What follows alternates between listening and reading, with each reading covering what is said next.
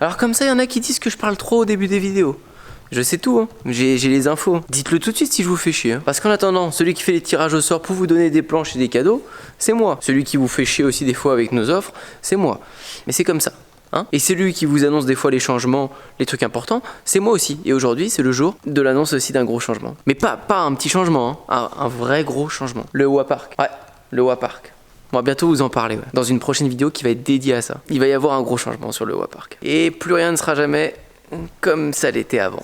Comme ça l'est maintenant. Donc dans les commentaires, ça va être la question du jour pour participer au concours pour gagner une planche de surf. Parce que oui, on va bientôt en refaire gagner une nouvelle encore une fois. À votre avis, qu'est-ce qui va se passer avec le Wapark? Et je vous ai dit, ça va être un gros changement. Donc c'est pas juste, on va refaire la pyramide. C'est pas juste, on va déplacer ce curb. Ça va être un vrai changement. Peut-être négatif, peut-être positif.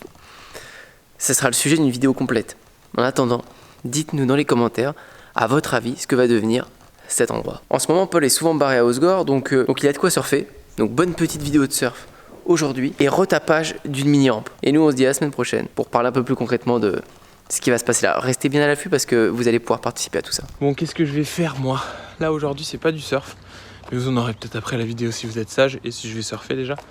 Mais comme vous le voyez, juste derrière là, on a une petite rampe. Donc, gros problème. Je vous explique en 2 mots.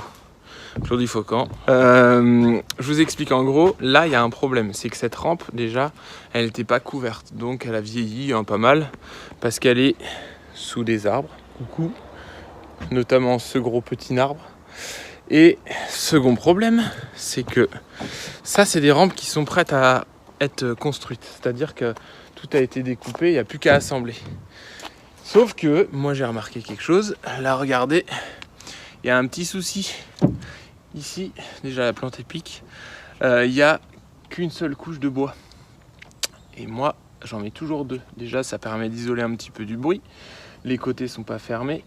Et le problème, c'est que vu qu'on n'a qu'une seule couche ici et ici, déjà je pense que ça roule moins bien. Et puis la petite surprise du chef, c'est que il y a un trou. Voilà. Dans le temps, en fait, ça va vite faire des trous. Et encore, lui, c'est pas quelqu'un qui fait des gros airs, etc., etc. Mais le problème, c'est ça. C'est que vu que vous avez qu'une épaisseur, si vous envoyez un air dans la courbe, un truc comme ça, gros impact, bim, surtout les trottes et tout. Donc moi ce que je vais faire, c'est que je vais conserver ce qu'il y a ici, en bois. Il a eu le temps de sécher, donc je vais pouvoir ajouter mes plaques qui sont toutes neuves. Juste ici, non, juste ici, c'est celle-là. Je vais les rajouter. Donc c'est pareil, moi et Antoine on a fait une plateforme où on vous explique comment bien réaliser toutes vos mini-rampes pour ne pas faire d'erreur et se retrouver dans des cas comme ça où je reviens chez des clients qui eux ont acheté des rampes toutes prêtes à l'emploi mais qui se retrouvent avec quelques petits soucis. Donc il y a des petites subtilités à savoir, donc vous pouvez aller voir sur cette plateforme là et justement ce sera pour vous aider, vous accompagner de A à Z, que ce soit en fourniture de bois, quel type de bois choisir, les plaques, les vis, etc. On vous dit tout, on vous explique tout, donc vous irez voir ça. En attendant, moi je me retrouve tout seul et je vous laisse avec ce petit time-lapse de bricolage et je vous reprendrai peut-être après. Allez, c'est parti!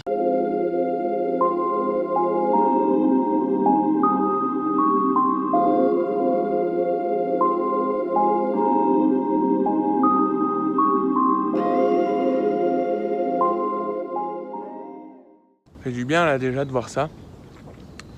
Je mange une pomme, il est midi. Il y a des vagues d'enfoirés là en ce moment. Je vais y aller après. J'espère que j'aurai le temps. Puis du coup je continue à faire le plaquage. Le plaquage est fait, j'ai plus qu'à faire. Ici je vais relever le coping parce que vu qu'avec une épaisseur, il va falloir que je le relève. Et je vais isoler les côtés. A few moments later. Bon. Je viens de finir la rampe.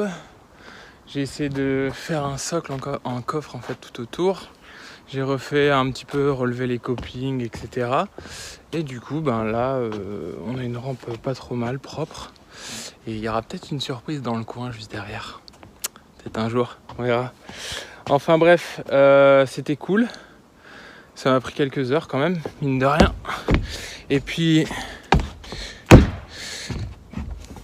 du coup, j'espère que je vais pouvoir aller surfer là. Moi, je suis content, ça fait bien propre, j'ai rajouté une couche. Il n'y a plus qu'à la skater, à se régaler. Et puis moi, je vous laisse peut-être avec du surf ou à une prochaine. On est en direct, en redifféré du coup, pour aller à Cap-Antoine. Le temps est maussade, température de l'eau moyenne. Oh putain!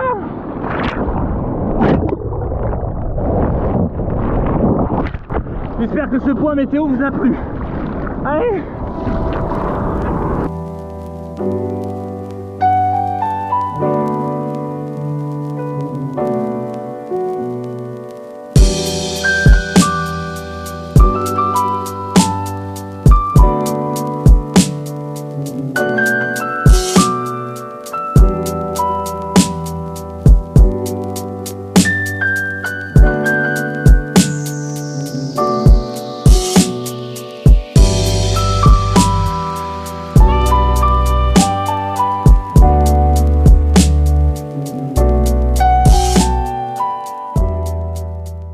Sympa le soin 7. Il y avait que des droites, j'ai pas eu beaucoup de gauche, mais c'était sympa. C'est sympa, genre sympa. Je suis entouré de blocos. Sunset incroyable.